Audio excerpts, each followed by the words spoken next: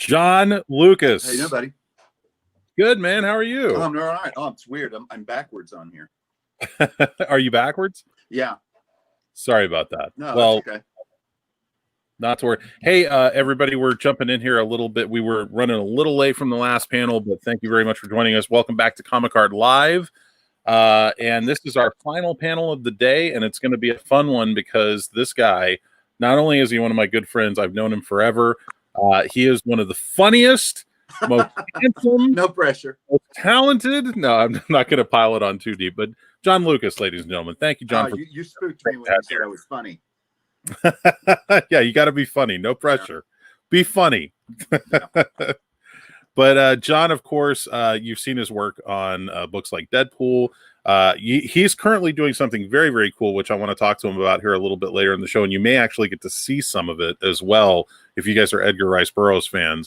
But we've seen John on several different books. You've worked as both a penciler, as an inker, and you've been working for, I'm trying to think of how many years, because I'm trying to think of how far back we first got to know each other. What was your first published comic work? You and I first met was at a Larry Con, right? Like a Bulldog. Yeah, it was a Dallas Fantasy Fair. Yeah, I was doing self-publishing with people, and I was drawing stuff for like Caliber and what was the company, and Mojo Press. Yeah, that type of stuff. But wait, was Mojo Press? That was our buddy Mark Finn, right? Mojo Press was our buddy Mark Finn, right? No, that was Rick Claw.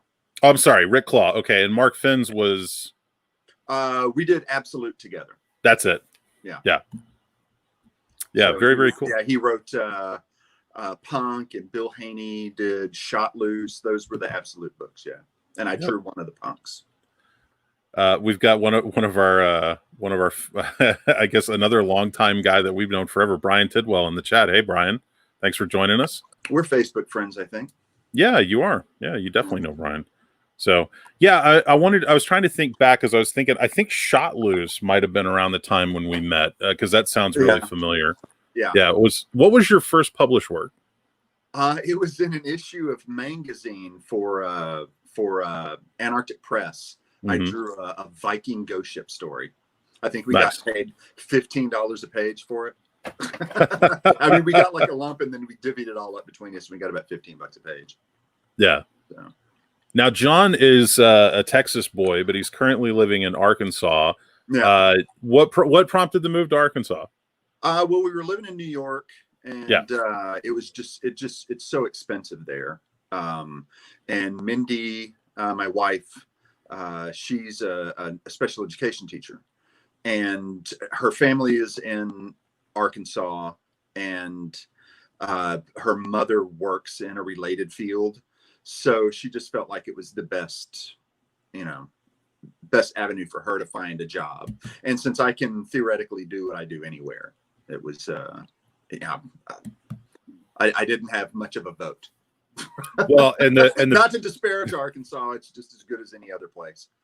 Well, and the beauty part about Arkansas is that you guys are a hop, skip, and a jump away from Texas. Like, you could come back here in a couple hours, so it's nice. Sure. I'm not sure if that's a feature or a flaw, but no, my mother and sisters are still in Texas, so yeah, I hop back and visit every now and then. I loved the work that you did on Deadpool, but I'm most curious about the stuff that you're working on right now, which you kind of teased me with when we were talking about you coming on here. Do you want to talk a little bit about the Borough stuff? Yeah. Well, one of the things that I'm working on that I can talk about is I've been doing a strip for going on, about 2 years now, for the Boroughs. They have an online subscription service they have strips, like a once a week Sunday comic strips, adapting Edgar Rice Burroughs' books. And I've been working, I'm about 5 episodes shy of completing an adaptation of Beyond the Farthest Star, which is one of his lesser known and unfinished books. He finished the first volume, and then I think Philip Jose Farmer wrote a sequel to it. Other people have picked it up, and so we did I think the Beyond the Farthest Star was about the first 50 episodes, and the second 50 episodes is the Philip Jose Farmer. I remember you showing me some of this stuff when we were at GeekCon. What was it? It wasn't Is that the last one year. in Shreveport? Yeah, the one in Shreveport. Yeah, I remember you showing me some of that stuff, and I remember we were talking about how it was so cool to be involved in something that was someone that was so considered to be such an amazing talent and so important to this industry and whatnot. And that's definitely kind of one of those like lifetime achievement legacy things. Like so congrats, man. It's great. Oh, well, thanks, man. Yeah.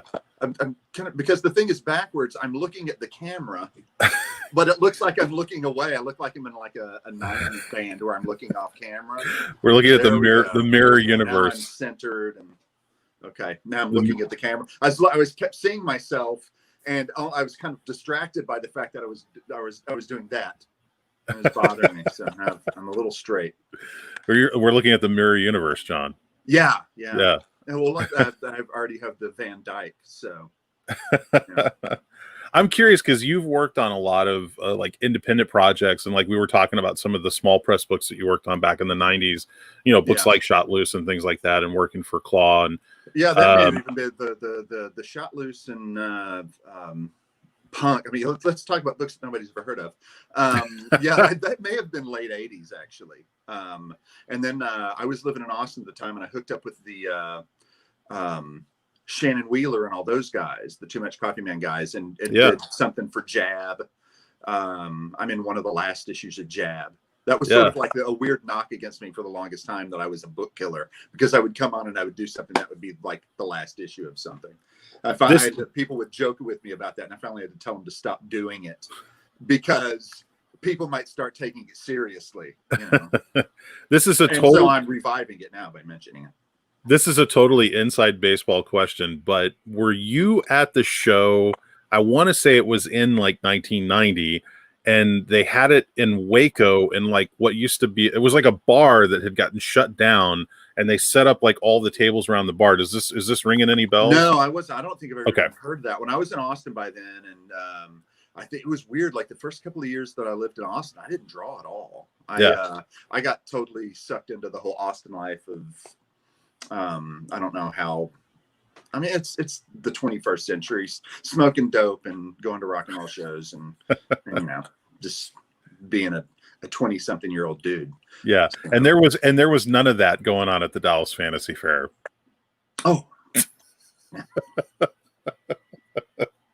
I'm surprised I remember those days, to be honest with you. So yeah, well, those there was more drinking going on at those, I think, and I was never a drinker, so yeah. Well, I wound up being the babysitter for a lot of people at those shows because I didn't drink, and so all of these like fresh green nerds would drop off of the the pod and drink until they were puking in trash cans, and so I wound up holding a bunch of nerds' ponytails. Yeah. What I was getting at though with the indie stuff was that when you're working on comics like that, and then you switch and you do something like Civil War Frontline or something that's like a big book for a big company, like what are some of the pluses and minuses of being able to work on like a smaller independent thing versus like a big corporate company thing? Well, I mean, I guess whenever you're doing it for yourself, you're doing it that it's the hunger of wanting to do it, and it's also you're coming home from your crappy day job, and your work is your catharsis. And then once you make that shift to doing it full time, it's you no longer have that job to come home and work your artwork out with. You have to find the motivation to do it every day without that prompt. That I mean, not that you don't maintain some sort of hunger to keep doing it. But you're no longer trying to escape something. You're there, you're in it, and that becomes, in a sense, your crappy job. And yeah, so just the self-discipline to sit down and make yourself do it all the time, because it's easy to come home from, I didn't have the crappiest job in the world. I was a buyer at an indie record store. So, I mean, that had its perks, but it wasn't what I wanted to do. And so I would come home, and it's easy to come home and work 2-3 hours after working a register and ordering records and having to deal with retail, just to pour everything that you have into like your comic pages there, and at this point, you're either doing, indie stuff with guys that, or, I was doing strips for the Austin newspaper and their Thursday supplement. And so it was my stuff. And then you shift gears and you're getting a script from someone you've never met on a project that, you want to do it, but it's not coming from here, It's becoming professional. It's finding that motivation to sit down and do it because you have to, not because you want to. Are there still, though, like some geek out moments, like when you get to work with someone like, say, Howard Chaykin, when you're doing Forever Maelstrom? Like, was there a moment where you were kind of like, I'm getting to work with Howard Chaykin? Like, do you have those kinds of moments? Well, there are always those breakthrough moments that, each first time published, or first time self-published, first time published, somebody actually pays you something, and then first time drawing something for a big publisher, and then if you actually get to work on a character that you love, that you mentioned, you brought up Burroughs and how important he is to certainly nerds of our age and older. I don't know if people younger than us have that love for him that we do, but Robert E. Howard's the other one. I got into comics through Conan. Yeah. And so I got to work on Conan, and I was inking. So, not that doesn't count, but, I didn't get to draw it, but I'm still, holy crap, I'm a part of this now. And this story of Conan in comics, I'm a little footnote. And so when I did that, and, I finally got to work for Mad Magazine before, I killed him. But,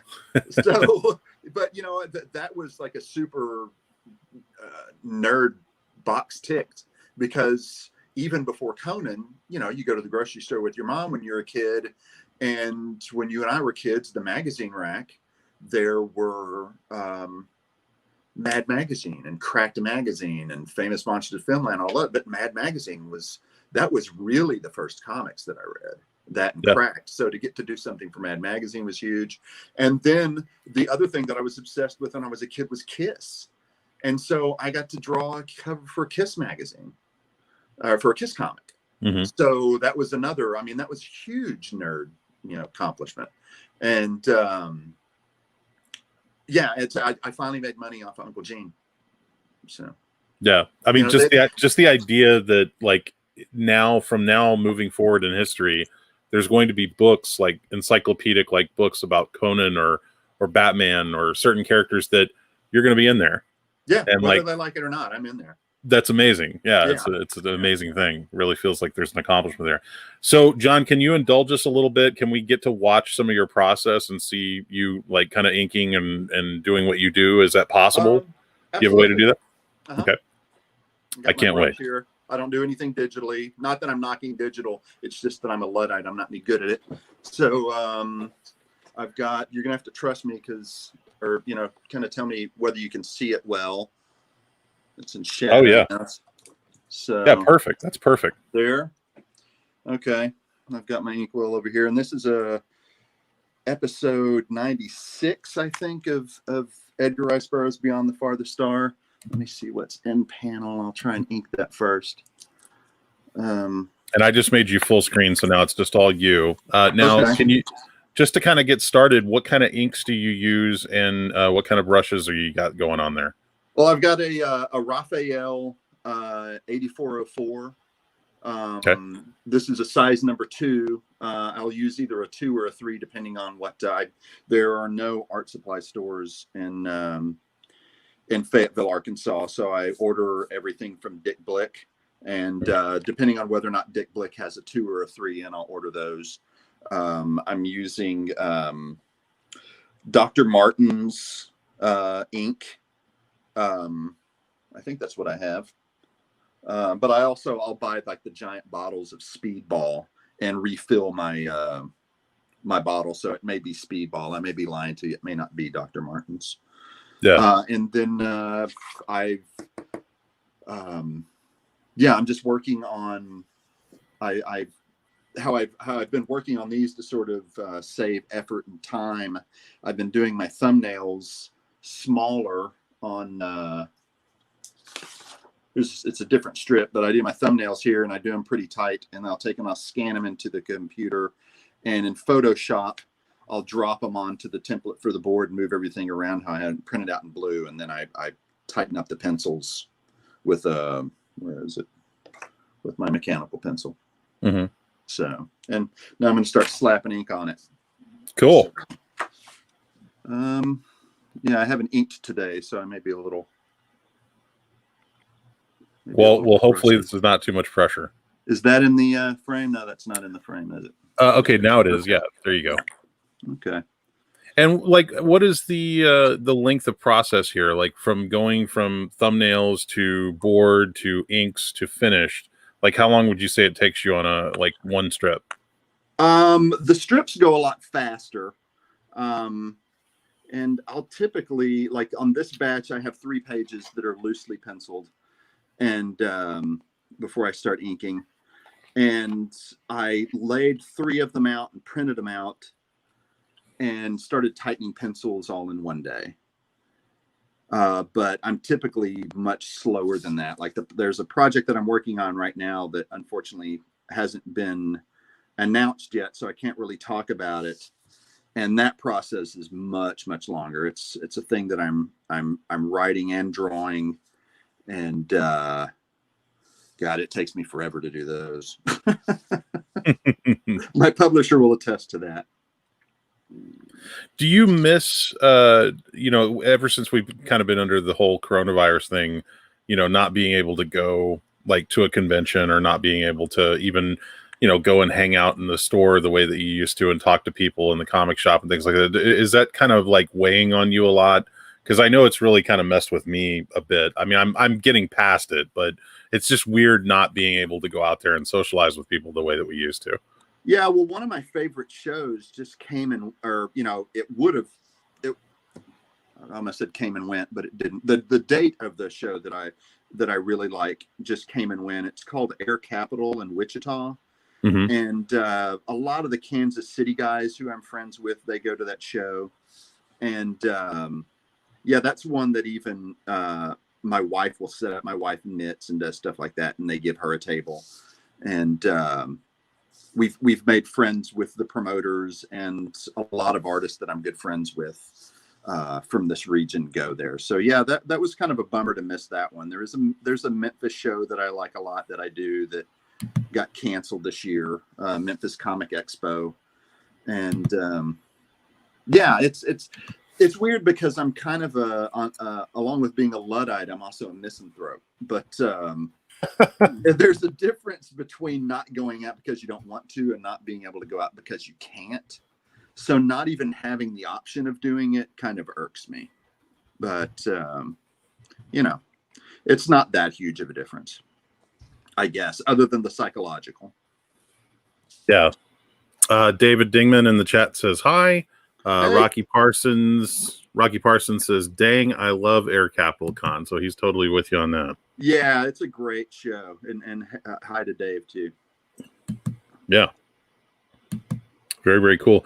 Now these strips that you do, how many would you say you've done to date? Well, this is 96, so I've done 95 of them, and it's going to 100. Wow. So I'll be done next month, probably. Yeah. That's quite a legacy, man. Yeah. I mean, it's I guess so. And I think there's some talk of them. The Borough's estate is who's doing this, and they've been hunting for a publisher to collect them. So hopefully they'll find someone. I think there's a publisher that's even doing Borough's comics, so you'd think that would be a natural fit, but I don't know. I'm just a hired gun, so I don't know about all the business specifics. I'm kind of curious. We talked a little bit earlier about you've worked on Deadpool. At the time when you worked on that book, it wasn't quite in the big explosion popularity that it is now. Most of that's a lot due to the movies and everything. But when you were working on that character, because it was such a fan favorite character, did it seem like there was like, you know, certain, not, I don't want to say criticisms, but maybe expectations of like when you draw a character like that, or there's certain expectations that come with that like you have to live up to like what the fan perception of the character is, or that was certainly my experience, because I had some people track me down on like an old blog that I hadn't even used in a couple of years to tell me how much they hated my Deadpool. So yeah, I'd say that there's an expectation that people have. Yeah. No. But you know, the haters are always the loudest. I mean, I meet people at shows all the time that tell me that they love my Deadpool. Maybe it's just because they're standing right in front of me in Wichita, Kansas, and I'm as good as they're going to get. But yeah, I mean, I run into people at shows who tell me they like it, but they don't. I guess they don't contact editors and tell them, and you know, they don't really reach out to me unless they see me at a show. So. It's like you say, man, the angriest voices tend to be the loudest, which is unfortunate. Yeah. But I thought honestly, how often do you read? Well, it's kind of your gig with your review stuff. It's kind of your gig to talk about how much you like stuff, but your average person, they don't really crow about the stuff that they love so much. People, I think, as a general rule, prefer to complain about things. Yeah, I loved your work on Deadpool. I thought you did a great job on that book. Oh, well, thank you. I thank you. It was interesting. I had never read the character. I knew who he was, but I mean, it was interesting. What I liked about it is probably because my roots are so deep into things like Mad and Cracked Magazine. I like humor, and so it allowed me to be, or, you know, I thought it would allow me to be sort of cartoony. The fans that have contacted me have suggested to me that maybe I went a little too cartoony, but you know, it was fun to do while I was doing it. Yeah. You lived in New York for a while. What was it like being a comic artist living in New York in the 2000s? Because you hear a lot of stories about these guys that, you know, were working in the industry back in like the 60s and 70s and 80s. But what was it like being a comic artist in New York in like a modern era? Oh, I loved it. Just the number of creators that are there it's, you know, we spend so much of our time in a room by ourselves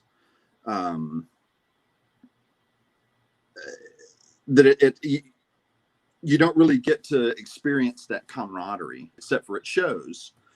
And so to live in a city where any time during any week, there'll be a get together at a bar, or you just run into each other, or, you know, you become friends with guys who do what you do, and you can go and hang out, and you're not talking about comics. I mean, you are, because we're giant nerds, but, you know, you just have normal relationships with people who know exactly what you're talking about.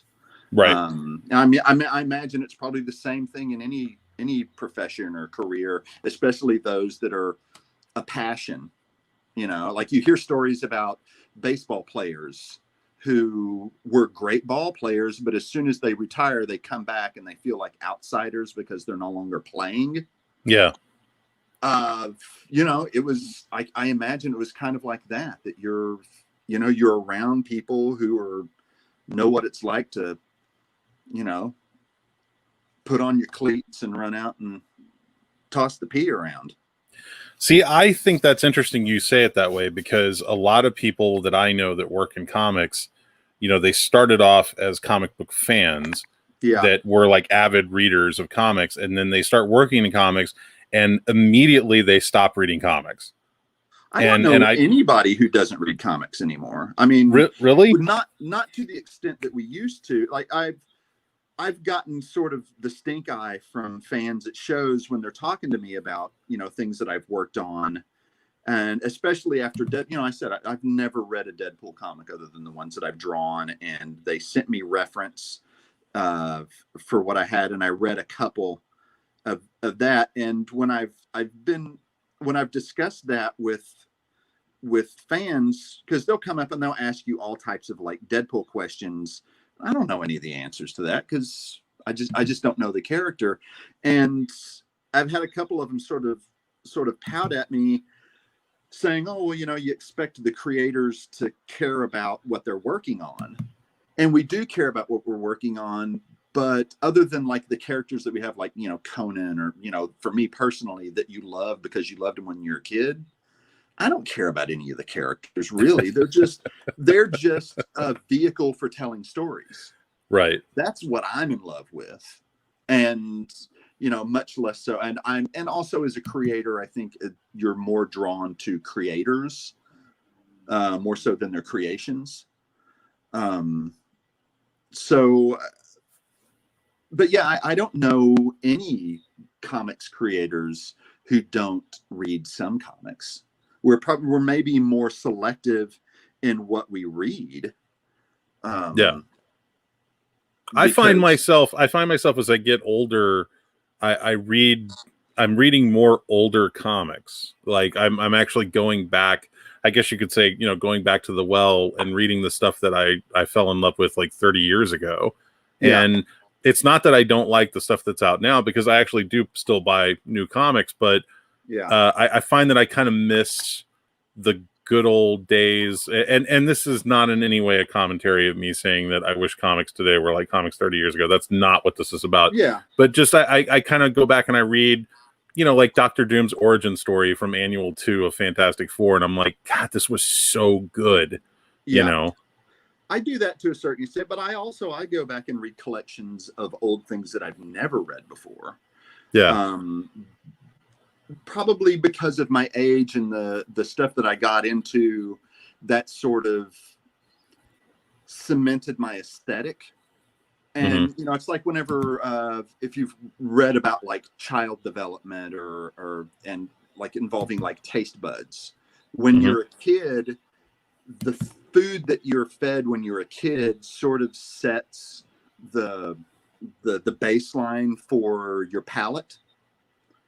And my palate is of that older stuff. And even the new people that I like, sort of, I can tell that they have an appreciation for old stuff. Yeah. And so I've gone back. I've like the treasury of British comics is a publisher that repackages a lot of stuff that I've never read it before, because we as Americans, we don't give a shit about European comics. Right. So I probably shouldn't swear, should I? No, it's okay. You're right. But Americans don't care about anything but America, really. And so these are the first times that I'm seeing a lot of these comics, and I love them, because they excite me in the same way that the stuff that I read growing up excites me, I guess, because their aesthetic is more rooted in a particular idea of what craftsmanship means. Okay, so you're going to love this. Brian Tidwell in the chat says, are we not going to talk about the Robert Downey Jr. thing? At which point I said, can you clarify? I've been told that I sound like Robert Downey Jr. he said how much John sounds like him, as well as his speech patterns. I never thought about this before, so this is kind of catching me by surprise. I did there was a radio show in Fort Worth, and I'm forgetting the guy's name, and it bugs me, but he used to do a show on the student radio. Dave DeGrand, the cartoonist, he was on it also. That's where I met Dave. And the first time that I did it, buddies of mine who just listened, had no connection to comics whatsoever. I got that from all of them at that time, that I sounded like Robert Downey Jr. And I'll take it. I'd rather look like Robert Downey Jr. But I'll take sound like Robert Downey Jr. Okay. Let's see. David. I've also heard that that sometimes, especially if back when I used to smoke weed, that I sounded a lot like the Dude. Cassidy calls me the Dude sometimes. Like I can see that. Yeah. I start peppering everything with man and all of that. I got a drink here, man. Yeah, I got a drink here, man. Okay, David Dingman says, any comment on shrinkage? I really liked your work on that, but it seemed like Farrago had some troubles. I don't know how much I can say about that. Okay. The guy who was involved in the financing of that was a lawyer, so I don't want to tempt fate because, you know, if this gets back to him, well, screw it. He stole money. We did a Kickstarter for it, and he wound up stealing money out of it, and that's why it took so long to get it out. Is the guy who wrote it, Rob Kutner, who's a funny guy. He wrote for the Conan O'Brien Show and the Daily Show. He had to go into his own pocket to pay for the rest of it to come out. And, you know, I actually offered to draw the last issue or so for free just to get it out because we had subscribers.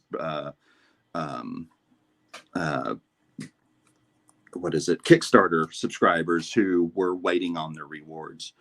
So yeah, it kind of went a little sour at the end. But yeah, it had troubles. Yeah. There's a lot of that goes on.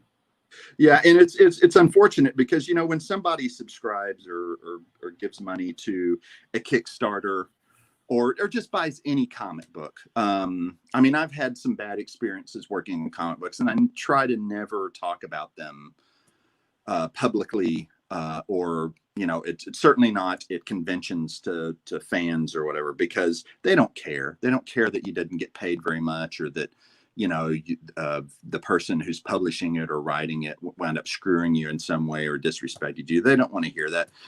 They just want to buy a comic book and, you know, and enjoy it. And if they enjoyed it, they certainly don't want you to piss on it. Right. So, exactly.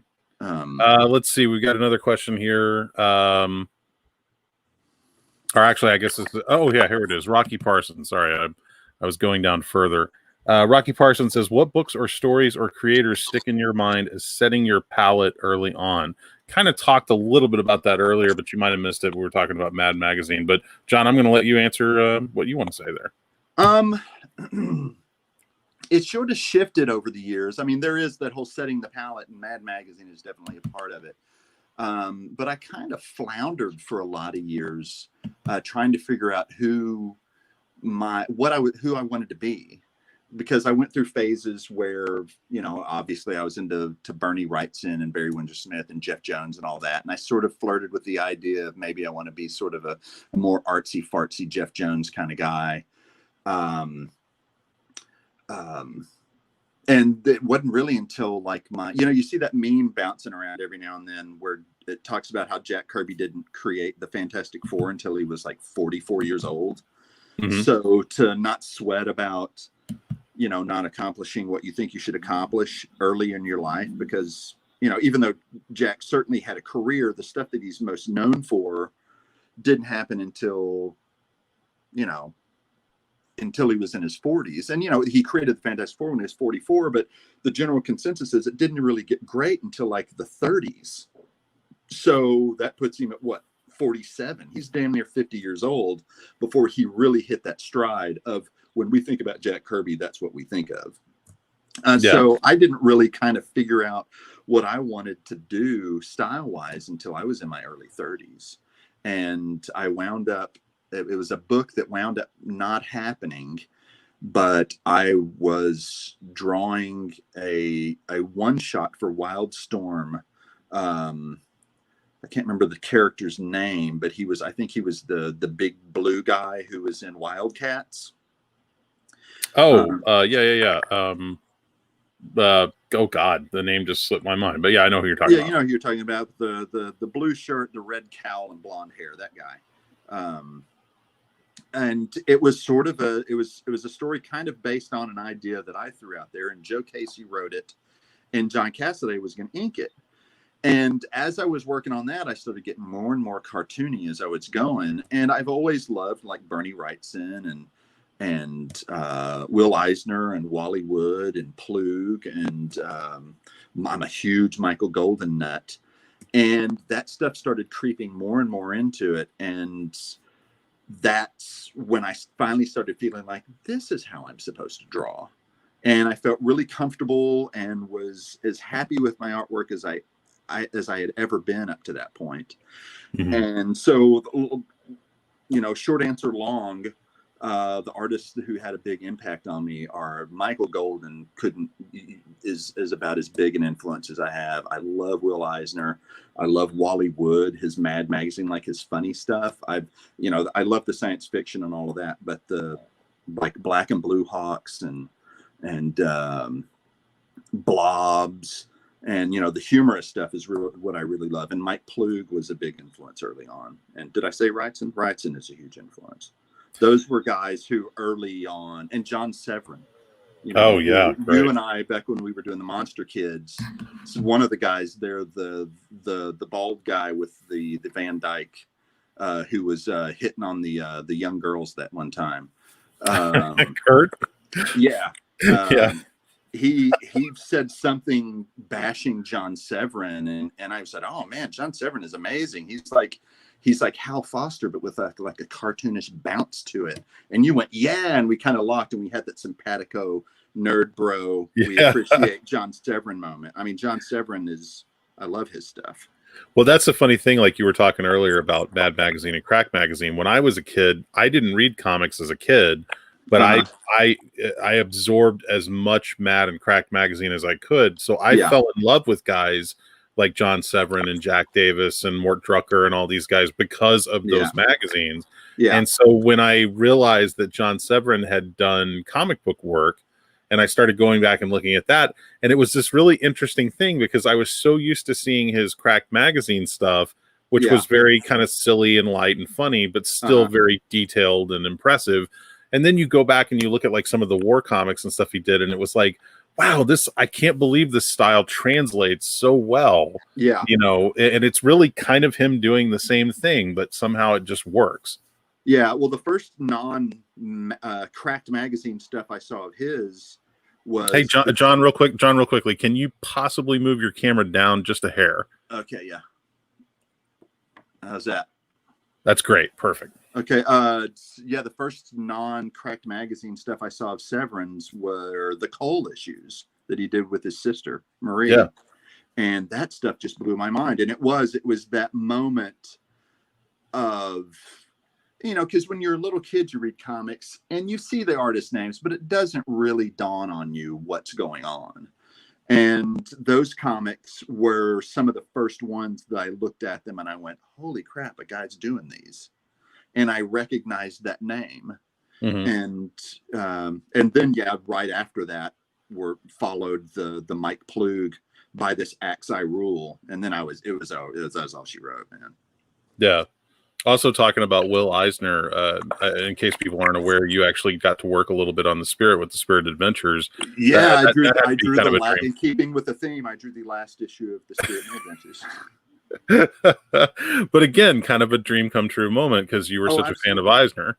Oh yeah, and the fact that Will had to, I say it like I knew the guy, I didn't know the guy, but he had to approve of everybody who got to work on that book. And so, people can say whatever they want. You don't like my Deadpool? Tough shit. Will Eisner gave me the thumbs up. So, you can say whatever you want, jackass. And then my first work for DC, who hires me? Archie Goodwin. So, my first two big breaks from people who didn't know me from Adam were Will Eisner and Archie Goodman. So you got a problem with that? Go piss up a rope. Exactly. Yeah. David Dingman agrees. He says Severin Cole was amazing. Love those. Yeah. Just really great stuff. Have you had, because I would imagine the Eisner is definitely up there, but have you had kind of a geek out moment when you meet one of these creators at a show? Like, is there someone that you've had a chance to kind of meet in person and you're kind of like, wow, this guy, like, just have like a real hero moment for you? Yeah. Well, meeting Eisner was like that. I don't remember if it was one of Larry's last shows or one of your first ones, but Gene Colan was there. Mm-hmm. And I've never stammered so much as I stammered when I met Gene Colan. And then, Yeah. he was pretty quiet, but his wife was just one of the nicest people you ever meet in your life. Yeah. And she was a baseball fan, so we got to talk old New York baseball. And then one year in Charlotte, I got to, tell Mike Plug how much his work meant to me. So, yeah. And again, it may have been right about the same time when Joe Kubert was at one of the Dallas shows. Mm-hmm. Yeah. Oh, and then one of the very first Larry shows that I ever went to, Mike Coluto was a guest. And I remember that show. Yeah. He was over, and Art Adams was at the same show. But I was, having grown up on the studio guys and loving all that. And Coluto, because he wasn't one of the hot artists, he didn't get much traffic that weekend. So I pretty much sat at his table the whole weekend and we talked art and comics, and he looked at my stuff and he pulled out his portfolio and showed me stuff that, like, he had done like a design for a Conan t-shirt at the time. And he pulled that and showed me the original art for that. He had not the originals, but the Xeroxes for the pencils of the Hitler's Astrologer shadow graphic novel. And I got to look at those. So that was, and then what was great, because I thought, I just, not knowing anything, left thinking, okay, that was a cool experience. And it was one of my first shows. So I thought, oh, that's what conventions are. And, but I'll who knows if I'll ever see him again or I got to meet Mike Coluto. That's the end of it. We're driving out of Dallas and we hear a honk, honk, honk. And we look over to the car next to us and it's Coluto waving to us. So that was an awesome Geek Out moment. That's awesome. Yeah. Yeah. We've been very fortunate, to be able to kind of rub elbows with some of these people and, celebrate them while at the same time playing in that sandbox. And it's really, it's great. Yeah. So yeah, there have been plenty of Geek Out moments. Yeah. I'm curious, like Mindy, your lovely wife, Mindy, who I love, she's great. And she's really fun because when she goes to the conventions with you, she's very sociable. Like she's the kind of person that, someone can come up and talk to her and she will engage them. Sometimes you don't see that. Sometimes when you see like the wife of a creator come to a show, they just sit there and they don't really want to talk to anybody. They're just waiting for it to be over. Yeah. And I've never gotten that sense from Mindy, which is one of the reasons I always love seeing her at shows. But how does she feel kind of about this world? Because obviously this is something that she's in a lot of ways disconnected with, even though she sees you every day. Like when you started to kind of bring her into this world, did she take to it immediately? Was it something that she, found to be comfortable? Yeah, well, she was married before she and I got together, and she was married to another comic book artist. Mm-hmm.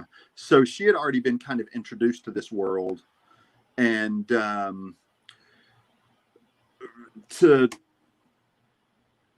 don't want to go too much into it, but she has always been that face, that sort of, if I'm working on commissions and I can't talk to people, she'll talk to people, and I have my head down.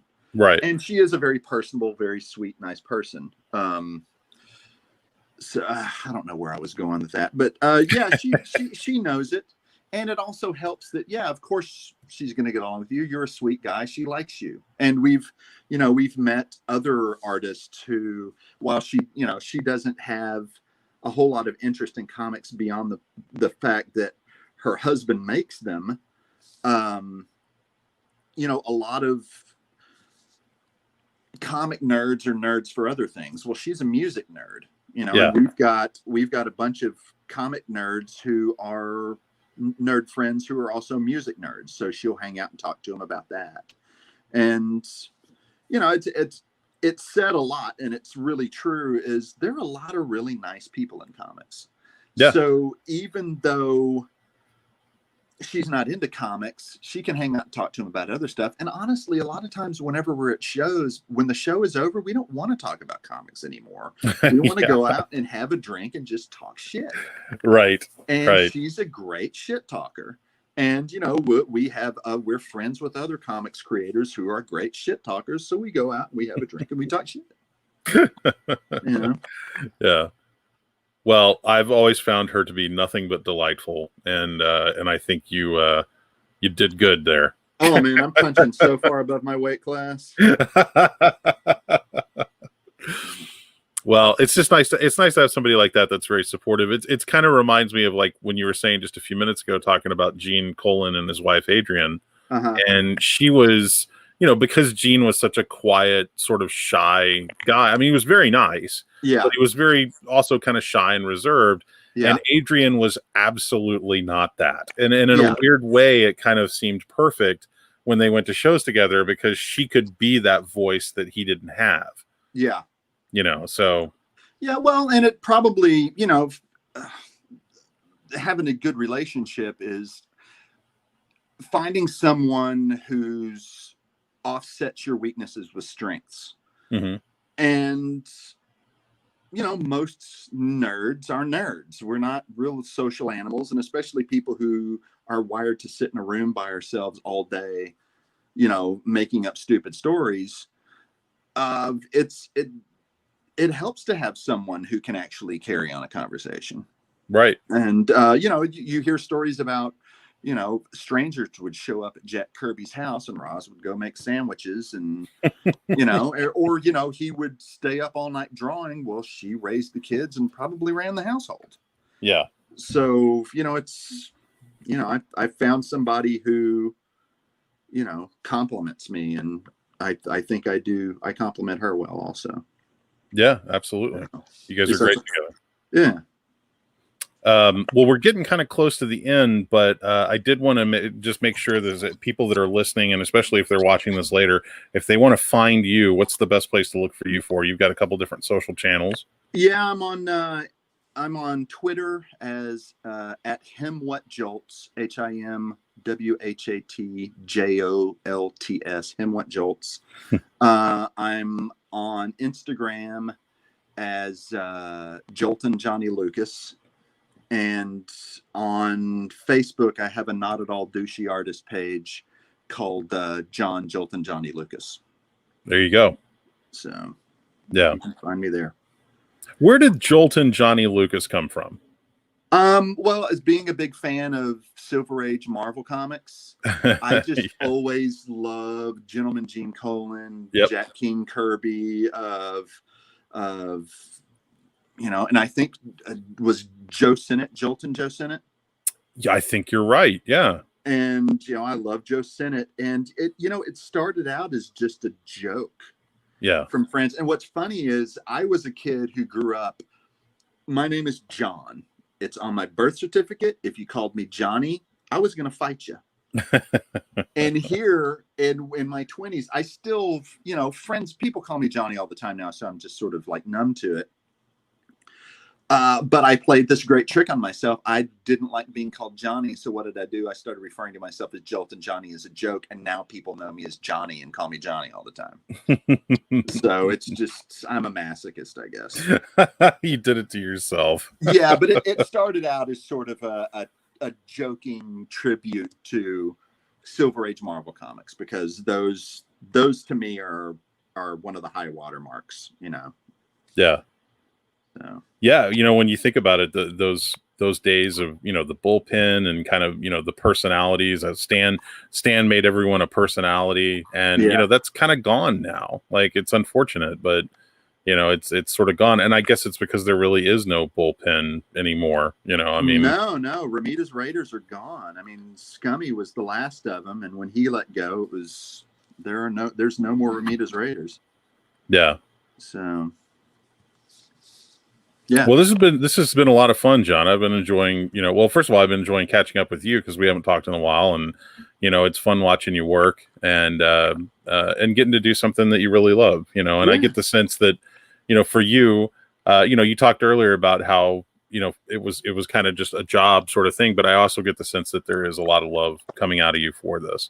Oh yeah. I mean, I love what I do. I mean, I don't always love what I do, but I love comics. I love telling stories and drawing pictures, and just I get to sit in my underwear all day, and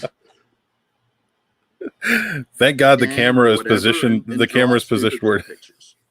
Thank God the camera's I will positioned where it never is. be rich, but I still feel like I won, because if you could do anything in your spare time, what would it be? It would be sitting in a room drawing stupid pictures. And I make something resembling a living doing just that at 52 years old. So, what's to be unhappy about? Yeah. I can't tell if it's just me, because I can still hear you fine. Yeah. But I think we might have froze on you. Let me... my low battery thing just came on. Oh, did it? Okay. Yeah. And I also just got a text from someone. Okay. So maybe if you hit cancel on that, it'll come back in. Yeah, it says you're frozen. Okay. How about now? No, still frozen. Okay. Well, I guess. Well, you know what? We're almost done, so maybe the timing of this is okay. We'll just kind of talk about a few things kind of on the way out. But again, just to remind people, if you want to catch John online, he has a great Instagram page. He has he's available. If you want to hit him up for a commission, please do so. You've still got some originals for sale. And I highly recommend that everybody should have a piece by John Lucas in their collection. Sure. Hey, go join my Patreon. Yeah, exactly. Now, is the Patreon Joltin Johnny Lucas as well? I believe so. Okay. If you go to my Twitter or my Facebook or my Instagram, at some point I'll be hawking that crap. So okay, go join my Twitter and you'll hear about it soon enough. Absolutely. And whenever we start doing shows again, I know that speaking for myself and Dallas Comic Show, we will absolutely be having you back. I would love to be down there. And, next spring, this book that I can't talk about, it should be out in the spring. Mm-hmm. So I'm going to be out promoting the crap out of it. And, I've got some other things coming out between them. Hey, you're back. Am I back? Okay. Yeah, you're back. I plugged it in. So you can see my closet with my 9,000 t-shirts. And there's my Gene Colan Third Eye poster that I got him to sign at that show. Yeah. And my spinner racks. So, where did you get the spinner rack from? The first one I got, do you know the Bankstons who own Austin Books and Bankston's Books? Oh, yeah, Brad. Yeah. I went to high school with those guys, and I helped them move into their first store in Waco, and they gave me the first one. The second one I bought a few years ago at a resale shop in Little Rock, Arkansas. Yeah. Got it for $90. And a nice set of EC archives there behind you, too. Yeah, most of those, yeah. Yeah. Most of those. Those are great books. Yeah. By the way, David Dingman says, come to the Northeast New England. So, John. I want to. I really want to. I mean, I miss New York every day. We'll never move back there, but I do. Once the new book comes out, I'm going to try and range far and wide to promote it. Another thing I wanted to tell you about that I have coming out is we were talking about earlier about different milestones that you go, ooh, this is cool. I don't know if you've seen, but Last Gas Comics is putting out, I believe, a 50th anniversary issue of Slow Death. Mm-hmm. And I wrote and drew a short for that. So that is officially my first professional writing job. And I'm also a huge fan of the Undergrounds. And so I'm going to be in an issue of Slow Death with a new Richard Corbin story. And they found an old unpublished Greg Irons story. Oh, wow. Yeah, so there's going to be a lot of cool stuff. It's a big, oversized thing, and I wrote and drew a short for it. So look for that. Real quickly before we let you go, can you hold up the piece just so people can see your finished inks on that piece? Yeah, sure. Okay. Because it's pointing towards the light. Can you see it? Yeah, hang on. I'm going to make you full screen. Hang on 1 second. Solo layout. Okay, there we go. There we go. Look at that. Borough's art, baby. That's great. Yeah. There you go. Maybe Thanks, I should have just done a sketch. I don't know. No, it's good. It's great. It's great seeing the process. And so, yeah, that's terrific, man. Thank you so much. And thank you. It was fun talking, hanging out. Yeah, absolutely. We'll have to do this again. This is the second time they've done Comic Art Live. I think it's going to probably become a twice a year thing. So yeah, I'll keep you posted on it. But I appreciate you being here today. Oh man, thanks for asking. Absolutely. Give my love to Mindy, and we will talk soon. I'll do a big hug for you. All right, buddy. It's good to see you. You too, bud. Take care. Bye. And that was John Lucas, ladies and gentlemen. Again, if you would like to find out more information about him, please visit Twitter or Facebook or Instagram and look for Joltin Johnny Lucas or Him What Jolts. And you can find out more from him. And if you want to hit him up for a commission, piece of original art, whatever you guys feel like. I just want to say we're going to have Bill from Comic Art Fans back on here in just a minute. I think he should be dialed in any minute now. But while we're waiting for that, I just want to say a huge thank you to everybody who has joined us for Comic Art Live. I think this has been just as much fun as the last time we did it. So thank you. And we will see you guys on the next one. Stay tuned for Bill. He's coming up next. And he's going to be kind of saying his thanks and everything as well. But my thanks to all of you. My thanks to John Lucas. I hope everybody has enjoyed this weekend. Stay tuned. We're going to say goodbye officially, and then we'll tell you about what you can expect next from comicartfans.com. And thanks to all of you in the chat as well. We appreciate you guys joining us. And if I missed any questions or anything from anybody, I apologize. But we'll catch you guys on comicartfans.com regardless. So, yeah, we'll see you there.